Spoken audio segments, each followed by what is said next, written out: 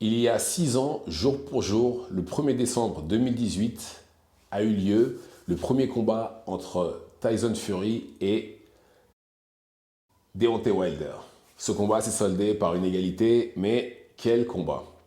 Alors, pour resituer les choses dans leur contexte, Tyson Fury, après son absence des rings, après son combat contre Klitschko, parce qu'il était pas bien, il est revenu et a effectué quelques combats de façon à se remettre en forme. Il a effectué 3 combats, je crois.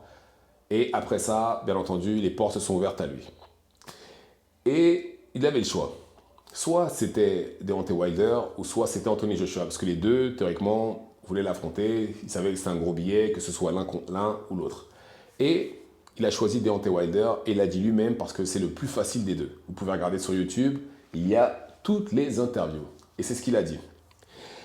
Et de l'autre côté, Deontay Wilder, invaincu, un nombre incommensurable de KO. Il n'y avait qu'une personne qui n'avait pas mis KO, sinon tout le reste, KO sur KO sur KO, et des KO très impressionnants. Et il pensait que ça allait être un combat facile, comme vu que Fury revenait de sortir de convalescence, qu'il avait affronté 3 combattants qui n'étaient pas non plus exceptionnels. Il s'est dit, bon, ça va être un billet facile, je vais battre Fury, et après je vais continuer avec ma carrière. Et lors de ce combat, on a vu un Tyson Fury avec Ben Davison, excellent entraîneur britannique, qui lui a préparé un game plan aux petits oignons.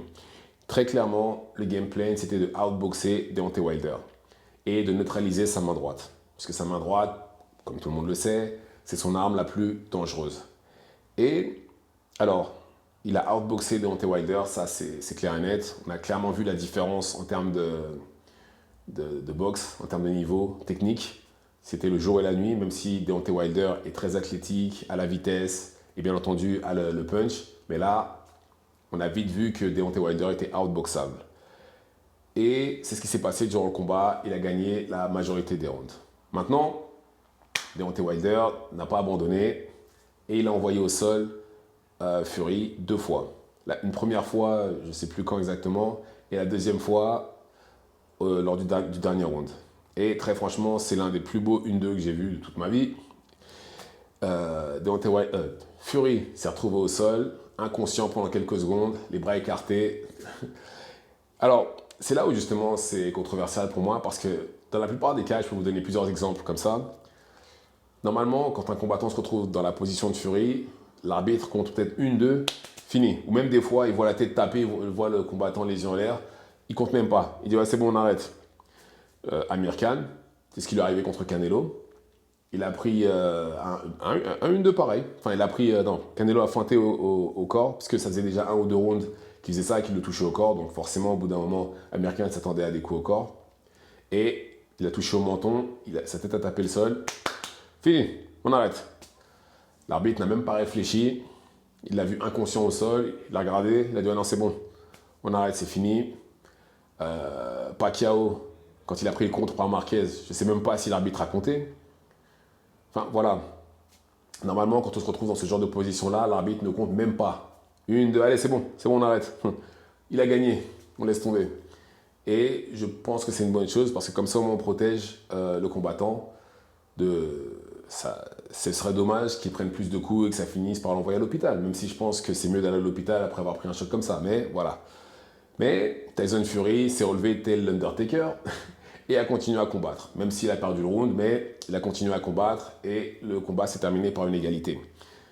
J'estime que le combat aurait dû se terminer par un KO, comme j'ai dit, pour Deontay Wilder, mais l'arbitre en a décidé autrement. Et ceci a marqué pour moi le début de la fin pour Deontay Wilder, parce qu'après ça, il a perdu contre Tyson Fury par arrêt de l'arbitre, non, par jetage d'éponge. Son coin a jeté l'éponge parce que voilà, il prenait vraiment trop de coups. Il a été 2 ou 3 fois au sol lors du combat d'après. Le troisième combat, par contre, entre Fury et Deontay Wilder, c'est le meilleur des 3 pour moi, parce que c'est le combat où les deux ont dû faire face à l'adversité. Les deux sont allés au sol, les deux ont dû surmonter des choses. Et c'était vraiment un combat impressionnant. Et ils nous ont offert vraiment l'une des plus belles trilogies à partir de là.